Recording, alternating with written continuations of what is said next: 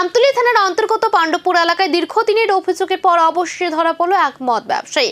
এলাকাবাসী ও মহিলাদের উদ্যোগে অভিযানে হাতে নাতে আটক করা হয় অভিযুক্তকে। অভিযোগ, এলাকার উত্তম দাস নামে এক ব্যক্তি দীর্ঘদিন ধরে মদ ব্যবসার সঙ্গে যুক্ত এবং এই চক্রের মূল চালিকা শক্তি। অবশেষে পরিকল্পনা করে শুক্রবার রাত প্রায় 10টা নাগাদ এলাকাবাসী একযোগে অভিযান চালিয়ে উত্তম দাসকে প্রচুর পরিমাণে মদ সহ হাতে নাতে আটক করে। পরে খবর দেওয়া হয় আমতলী থানায়। পুলিশ ঘটনাস্থলে পৌঁছে অভিযুক্তকে আটক করে এবং উদ্ধার হওয়া মদ সহ থানায় নিয়ে যায়। জানা গেছে এলাকায় প্রায় 12 জন মদ বিক্রেতা সক্রিয় রয়েছে বলে অভিযোগ। এর বিরুদ্ধে আগে সভা করে কঠোর পদক্ষেপ নেওয়ার সিদ্ধান্ত নিয়েছিল এলাকাবাসী। আমরা সবাই গ্রামওয়ালা মিলে সেটা একটা মিটিং বসি।